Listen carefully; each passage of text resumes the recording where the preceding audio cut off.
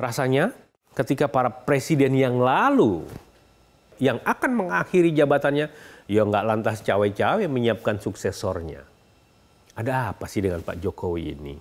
Kok ya malah ikut sibuk mengendorse kandidat untuk jadi penggantinya?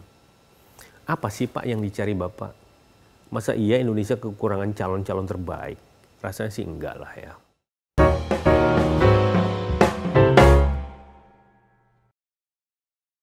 Halo Sobat, jumpa lagi di program The Editors Media Indonesia. Ketika berbicara di depan para pengurus, kader Partai Hati Nurani Rakyat atau Hanura di Jakarta, Rabu 21 Desember 2022, Presiden Joko Widodo seolah menumpahkan keresahan hatinya, kegalauannya dia. Suasana menjelang pemilu 2024 tak bisa dipungkiri, memang membuat suhu mulai ada peningkatan. Menurut Presiden, ketika ada partai politik atau parpol yang tidak lolos verifikasi, Istana kerap menjadi pihak yang dikambing hitamkan. Padahal itu merupakan urusan KPU. Urusan lolos atau tidaknya menjadi peserta pemilu itu kan urusan KPU. Tapi yang dituduh-tuduh langsung ditunjuk-tunjuk itu Istana. Dibilang ikut campur lah, kekuatan besar lah, ada intervensi. Begitu kata Presiden seperti dilansir mediaindonesia.com Rabu 21 Desember 2022. Masih belum selesai. Gerutuan Presiden pun masih berlanjut. Jokowi melihat langkah mengambing hitamkan Istana dan Presiden memang hal yang paling mudah. Dalam hal ini, jika suatu kelompok mengalami kegagalan terutama dalam berpolitik. Nampaknya atas perintah kekuatan yang besar, Partai Umat di-single out atau satu-satunya yang disingkirkan sehingga Partai Umat tidak bisa mengikuti pemilu 2024. Karena tidak lolos, langsung tunjuk-tunjuk. Itu Istana ikut campur, kekuatan besar ikut campur, kekuatan besar intervensi. Saya itu nggak ngerti apa-apa masalah ini. Ini kan total 100% urusannya KPU. Presiden pun sudah memprediksi bahwa akan ada pihak yang menyalahkan dirinya jika terdapat tokoh politik yang gagal maju sebagai calon presiden. Mungkin nanti untuk Pilpres ada tokoh yang ingin sekali mendapat kendaraan supaya bisa mencalonkan. Ternyata tidak bisa. Presiden pun ikut dituduh, ikut-ikutan. Istana ikut-ikutan. Lah, urusan dengan saya ki opo? Begitu kata Presiden. Bapak Presiden yang kami cintai, Bapak Presiden yang terhormat. Mungkin jenengan itu lupa bahwa menuding itu adalah bagian tidak terpisahkan dalam kehidupan berpolitik Indonesia. Nggak menuding nggak asik lah. Persoalan apakah tudingan itu benar atau salah, ya buktikan saja di pengadilan. Tapi rasanya tudingan-tudingan politik belum pernah sampai ke pengadilan. Karena hal itu cuma akan membuat bising suasana dan keadaan. Bapak Presiden mungkin juga sudah lupa bahwa ia juga pernah membuat arus kebisingan.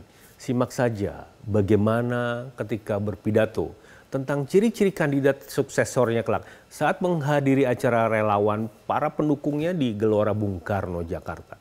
Sabtu 26 November 2022. Ada juga yang mikirin rakyat sampai rambutnya putih semuanya.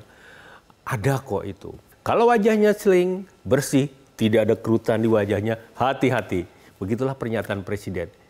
Jujur saya merasa GR karena rambut saya putih loh.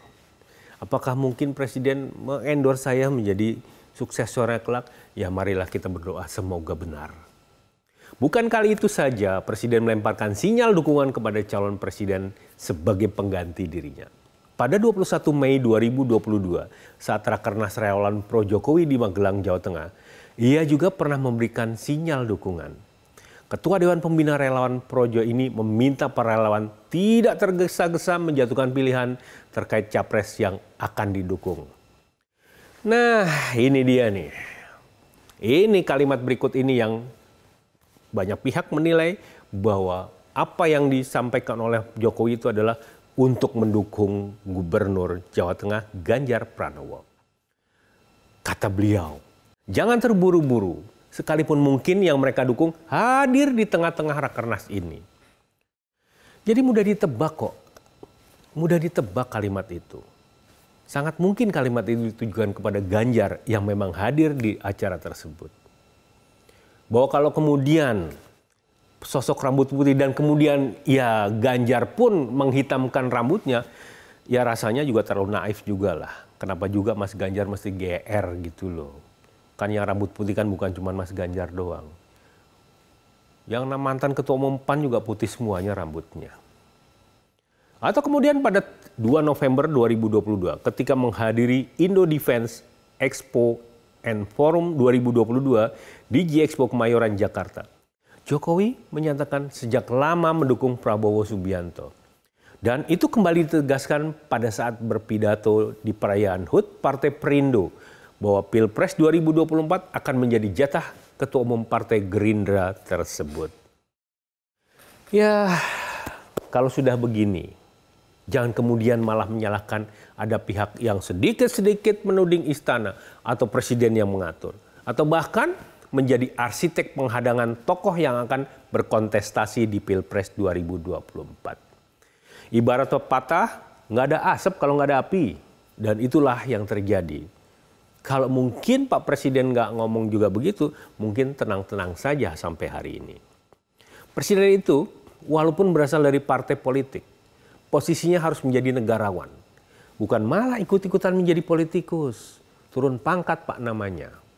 Dukung-mendukung kandidat itu adalah tugas parpol dan para politikus. Rasanya ketika para presiden yang lalu yang akan mengakhiri jabatannya, ya nggak lantas cawe-cawe menyiapkan suksesornya.